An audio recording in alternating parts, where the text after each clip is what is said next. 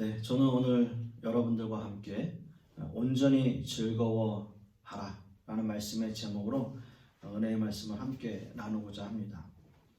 사실 모든 나라들이 추수에 대한 감사의 절기가 있을 거예요. 그죠? 다 있죠. 물론 시기적으로 좀 여러 가지 다른 부분도 있겠지만 조금씩 다르겠지만 각 나라마다 있을 겁니다. 명칭 또는 시기 이런 것들이 다를 거고요. 각 나라마다 자신들이 섬기는 감사의 대상도 당연히 다르겠지만 풍요로움을 기뻐하고 그것을 만끽하고 또 그 섭리에 감사하는 데는 아마 예외가 없을 겁니다. 그래서 한국은 이제 추석이라고 명절을 보내고요. 미국은 이제 추수감사절, 땡스기빙이라고 하고요. 일본은 오봉이라고 한대요. 오봉. 중국은 중치우지에 좀 발음이 이제 중치우지에 뭐 이렇게 좀 되겠죠. 프랑스는 투생이라고 하고요. 러시아는 성 드미트리라고 하고 베트남은 좀 어려워요. 데트룽뚜. 아프리카는 콴자라고 하고요. 인도 남부에서는 풍갈이라고 한답니다. 이게 이제 각 나라마다 이제 추수감사를 이제 명칭하는 거죠. 추수감사 절기가 이렇게 지낸다는 거예요. 한국도 추석 명절이 되면 많은 사람들이 고향을 떠나고요. 미국도 전 국민의 그러니까 8명 중 1명은 고향을 향해서 떠난다고 합니다. 그리고 이제 주로 미국에서는 이제 칠면조 고기를 먹어요. 근데 그 칠면조 고기를 1년, 그러니까 그 땡스기빙 때 희생되는 게 4,500만 마리가 희생이 된대요. 4,500만 마리. 그래서 왜 그 대통령이 한 마리는 사면시켜 주잖아요. 그 이제 목숨을 구하는 거예요. 이제 터키도. 미국의 추수감사절이라고 하는 것은 1620년도 유럽의 청교도 102명이 종교의 자유를 위해서 메이플라워 홀을 타고서 미국 신대륙에 처음 발을 디디면서 시작이 된 겁니다. 65일간의 항해 끝에 간신히 도착한 그 신대륙, 미국 대륙은요, 아메리카 대륙은 그때 당시 겨울이었고요. 추위와 식량난 때문에 그 해에 47명이 죽었어요. 그러니까 102명이 왔는데 그 다음에 이제 47명이 죽은 겁니다. 그러나 이 청교도들에게 이제 손을 내민 사람들이 있었는데 그들이 바로 원주민 인디언들이었어요. 우리가 흔히 미국 본토, 완전 그 본토 원주민이라고 얘기할 때 네이티브 아메리칸이라고 해요. 네이티브 아메리칸. 그러니까 미국에서 네이티브 아메리칸은 인디언이에요. 미국 사람들이 아니고 그 사람들이 원래 살고 있었던 원주민이었다라는 거죠. 그 사람들이 옥수수와 곡물을 가져다 주고 또 농사를 짓는 법도 알려줬어요. 그렇게 가르쳐줬고 그래서 그 덕분에 그 이듬해 1621년이죠. 그때에 청교도들이 곡식을 추수하고 또 그 추수한 것에 기쁘고 감사한 마음으로 은혜를 베풀어 준 그 인디언들을 초대해서 3일간 축제를 벌이게 됩니다. 이것이 이제 추수감사절기의 유래가 되었고요. 이것이 이제 일반적으로 우리가 아는 추수감사절, 그 추수감사절의 이제 역사, 히스토리라고 할 수 있습니다. 우리가 지내는 이 추수감사절 역시 이제 우리나라도 추석이라고 하는데 곡식의 재배 또 수확을 기뻐하고 함께 모여서 음식을 나누면서 우리가 한 해 정말 무사히 잘 살았다, 잘 지냈다라고 하는 것을 감사하는 절기로 우리가 지내는 거죠. 그러나 우리가 이제 기독교에서 지내고 있는 이 추수감사절의 영적 의미를 찾기 위해서는 이스라엘 민족들의 그 절기를 우리가 알아야 되겠죠.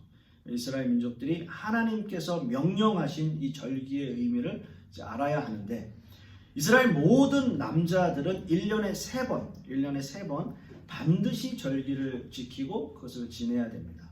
그것이 이제 첫 번째가 유월절, 오순절 그리고 초막절이에요. 물론 이 모든 절기에 다 영적인 의미가 있지만 오늘 특별히 우리가 보는 것은 바로 이 초막절. 우리가 추수감사절로 지내는 이 초막절이 추수감사절이 초막절과 연관되어져 있다라고 하는 거죠. 초막절은 또 다른 말로 장막절 또는 수장절이라고 부르기도 하고요. 제가 지난 이제 9월 달부터 계속 설교해 왔던 요한복음 7장의 시작이 이 초막절을 배경으로 하고 있어요. 그래서 예수님께서 누구든지 내게로 와서 목마르거든 내게로 와서 마시라 라고 하시는, 그러니까 내가 생수의 강이다 라고 말씀하시는 그 선포의 배경도 초막절이고요. 그리고 제가 설교했던 가늠한 여인의 사건, 이것 역시도 초막절 끝날 무렵에 일어난 한 사건을, 그래서 초막절을 배경으로 하고 있는 겁니다. 초막절이나 장막절은 광야 생활을 기념하면서 집 앞에 텐트를 치고 일주일을 사는 거예요. 그리고 수장절이라고 하는 것은 그 해에 거둔 곡식을 창고에 저장한다라고 해서 수장절이라고 하는 겁니다. 이 절기는 1년 중에 가장 마지막에 드려지는 절기입니다. 자, 그런데 여러분 한번 생각해 보세요. 이런 절기를 선포한 모세, 지금 신명기에서 말하고 있는 모세가 이것을 기록하고 있고 설명했을 때를 한번 생각해 보세요. 이스라엘 민족들은 광야 생활을 하고 있는 중이었어요. 광야 생활을 하고 있는 중에 자신들이 곡식을 심고 거둘 땅이 없어요. 그야말로 광야예요. 그런데 지금 모세는 이 말씀을 백성들을 향해서 선포하고 있어요. 초막절을 너희가 지켜야 한다라는 말씀을 선포하고 있는 겁니다. 그 의미가 무엇이냐라는 거죠. 그 의미가 무엇이냐? 그것은 하나님께서 약속하고 계시다라는 거죠. 약속하고 계시다. 하나님께서 주시겠다라고 하신 그 약속의 땅을 반드시 들어갈 것이니 내가 말하는 절기를 지키라라는 거예요. 물론 이스라엘 민족은 40년 세월을 광야에서 방황하며 지냈기에 그들은 초막절을 지킬 수가 없었습니다. 곡식을 심고 거두고 그것을 수장할 곳이 없기 때문이에요. 물론 그들이 거처할 집도 없었어요. 그들은 항상 텐트를 치면서 옮겨 다녀야 했기 때문입니다. 그리고 40년이 지난 후에 여호수아가 이끄는 이스라엘 백성은 길갈이라는 곳에 처음으로, 그 길갈이라는 곳에서 처음으로 그곳 땅에서 소산을 얻게 돼요. 내 나라, 내 땅, 그리고 내 집이 있다는 것은 이스라엘 민족들에게 엄청난 의미가 있는 거예요. 자신들이 옮겨 다니지 않아도 된다라는 것, 자신들이 옮겨 다니지 않고 거처할 곳이 있다라고 하는 것, 그들이 그곳에서 먹고 자고 할 수 있다라고 하는 것이 그 이스라엘 민족들에게는 엄청난 의미가 있는 겁니다. 자, 그러나 이 초막절에는 내 집과 내 곡식과 내 모든 소유를 버려두고 그 앞에 텐트를 치고 일주일을 지내야 하는 거죠. 내 집이 있고 내 땅이 있고 내 나라가 있고 내 곡식이 있지만 그것을 내버려 두고 집 앞에 텐트를 치는 거예요. 일주일 동안. 어떤 의미가 있을까요? 광야의 생활을 기억하라는 거죠. 광야의 생활을 기억해라. 이스라엘 민족에게 광야 생활은 그야말로 힘들고 어려운 시절이었지만 또 한편으로는 은혜로 40년을 지낸 장소예요. 하나님의 은혜가 아니면 지낼 수 없는 곳. 40년 동안을 하나님의 은혜 가운데 그들이 지냈던 장소가 바로 광야라고 하는 거죠. 이스라엘 민족은 광야 생활이 시작되면서 하나님이 그들을 먹이시고 입히셨어요.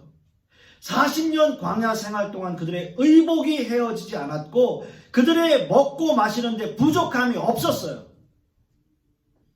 광야 생활은 내가 노력해서 사는 것이 아니라 전적인 하나님의 은혜로 살았다는 거죠. 하나님의 은혜로만 살았어요. 지금은 너희가 나라가 있고 땅이 있어서 곡식을 거두고 너희가 누워 잘 수 있는 편안한 쉴 수 있는 집이 있겠지만 이 모든 것이 하나님께서 너희에게 주셨기에 가능하다. 하나님께서 너희에게 주셨기에 이 모든 생활을 너희가 할 수 있다. 그것을 텐트 생활을 하면서 느끼는 거예요. 이것이 초막절이 주는 첫 번째 의미입니다. 그럼 두 번째는요, 초막절을 통해서 약속의 땅을 바라보는 거죠. 약속의 땅. 이스라엘 민족이 광야 생활 40년을 버틸 수 있었던 것은 바로 약속의 땅 가나안을 바라보았기 때문입니다.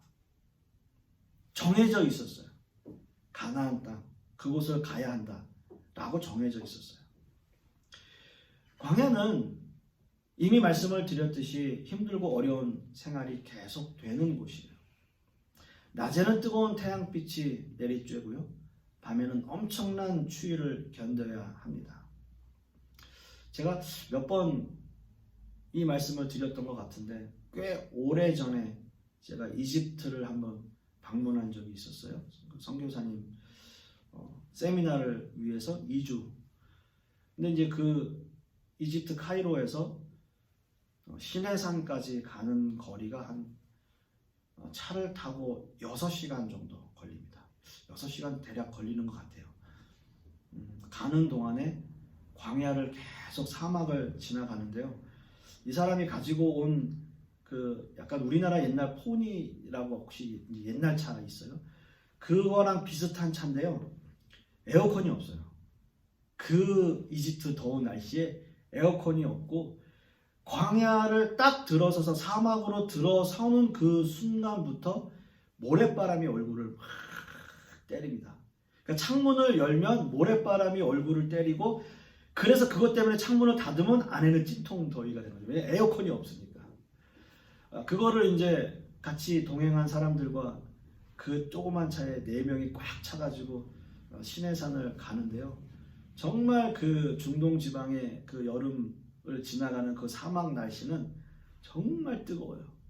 그리고 공기 자체가 달라요. 그런데요, 그렇게 쭉 가서 이제 저희가 시내산에 새벽 동트는 걸 보기 위해서 저녁이 되기 시작하니까 쌀쌀해지는 거예요. 날씨가 엄청 추워져요. 그렇게 새벽에 이제 산에 올라가는 시간도 한 서너 시간 걸리는데, 그 시간 동안도 엄청 추운 거예요. 그러면서 이제 올라가는 게 너무 힘드니까 이제 낙타를 타라고 그 이집트 사람들이 한국말로 낙타 막 이렇게 얘기를 해요. 근데 이제 뭐 낙타를 타지는 않았지만 올라갔다 내려오는 동안에 엄청 추웠던 생각이 납니다.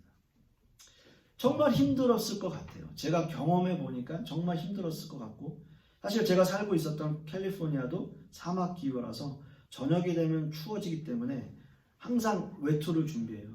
여러분 그 샌프란시스코 이런 데 가면 그 스웨터 같은 거를 이렇게 어깨에 메거나 이렇게 허리에 두르는 게 뭐 멋이기도 하지만 그게 꼭 멋만은 아니에요. 왜냐면 저녁이 되면 그걸 입어야 되기 때문에 추우니까요. 그런 날씨입니다. 낮에는 뜨거운 태양이 내리쬐고 밤에는 엄청난 추위를 견뎌야 하는 그런 광야 생활. 그럼에도 불구하고 이스라엘 민족이 이 모든 것들을 견뎌낼 수 있었던 것은 바로 약속의 땅 때문이에요. 가나안 땅에 들어가야 한다라고 하는 하나님의 약속과 그들이 갈 곳이 정해져 있었기 때문인 거죠. 이게 하나님의 약속입니다. 텐트에서 일주일을 보내는 동안 모든 민족은 다시 한번 그 자신들의 조상을 생각했을 겁니다. 가나안 땅, 약속의 땅을 바라보면서 하루하루를 열심히 살았던 자신들의 조상들을 생각했을 겁니다. 그리고 또한 하나님의 백성으로 먼 미래에 있을 하나님의 나라를 또한 생각했을 거예요. 우리에게 있을 영원한 그 본향, 그곳이 바로 하늘나라, 그곳을 바라보며 텐트 생활하는 거죠. 그렇기 때문에 자신들이 지금 살고 있는 집이, 내 집이 아무리 크고 좋고 으리번쩍 하더라도 그저 그것은 잠시 머무르는 텐트에 불과하다라는 생각을 하게 되는 거죠. 이 세상의 모든 집은 다 장막에 불과하구나라는 거죠. 우리의 영원한 집은 바로 하늘나라에 있다라고 하는 것을 생각하게 되는 거예요. 참 안타깝게도요, 이번 추수감사절에 우리는 성찬식을 할 수 없게 되었습니다. 그리고 예배가 마친 후에도 어떤 식사 교제나 친교를 할 수 없게 되었습니다. 미국의 추수감사절에도 미국 사람들이 많이 이동한다라고 하는 것 때문에, 물론 그들이 부모와 형제, 친척들을 만나고 또 보고 싶겠지만 미국 사람들은 제발 가지 마라 라고 계속 선전을 하고 있어요. 이번 추수감사절은 그저 그냥 있는 식구들끼리만 그렇게 함께 보내달라라고 권고하고 있는 거죠. 우리도 추석 때 그런 일이 있었습니다. 제발 고향 방문하지 마십시오. 안 가는 것이 효도입니다. 네, 저는 갔지만 아무튼 코로나 때문이죠. 우리가 아무 생각 없이 지냈던 이 추수감사절이 이제는 가고 싶어도 가지 못하고 보고 싶어도 보지 못하는 그러한 절기를 우리는 이번 절기를 보내고 있습니다. 물론 이 상황이 끝날 것이라고 저는 생각을 하고요. 곧 백신도 발견되고 하면 개발되고 하면 끝난다고 합니다. 하지만 마음대로 보고 싶어도 볼 수 없는 상황들이 우리 이제 있다라는 거죠. 그래서 어떤 의미에서는 우리가 함께 같이 있고 보고 언제든지 볼 수 있다라고 하는 것은 우리에게 축복이에요. 특히 저와 또 우리 함께 오신 우리 삼촌 자녀분들도 먼 곳에 살고 있으니까 우리가 늘 그리워하거든요. 생각해보면 우리가 누리고 있고 즐거워해야 할 일들이 참 많은데 우리가 그것을 잊고 사는 것이 아닌가라는 생각을 해봅니다. 사랑하는 성도 여러분, 우리는 모두 인생의 광야를 살아가고 있습니다. 힘들고 어려운 시절을 지나가고 있고요. 그럼에도 불구하고 우리가 감사할 수 있는 것은 우리가 사는 이 세상이 이것에서 끝나는 것이 아니라 우리에게는 영원한 본향이 천국이 우리에게 약속되고 있다라고 하는 것 때문이죠. 우리가 그 약속을 믿고 의지할 때 우리는 늘 승리하는 삶을 살아갈 수 있을 것입니다. 말씀의 결론을 맺습니다. 추수감사절은 하나님께서 우리에게 주시는 은혜를 더 깊이 깨닫는 절기입니다. 하나님의 은혜가 아니면 한순간도 살아갈 수 없는 존재임을 우리에게 깨닫게 하시는 거죠. 그리고 그 추수감사절의 또 다른 의미는 약속의 땅을 소망하는 거예요. 광야 같은 인생을 살아가는 우리에게 꿈과 소망이 있는 것은 우리에게 영원한 본향이 약속되어 있기 때문입니다.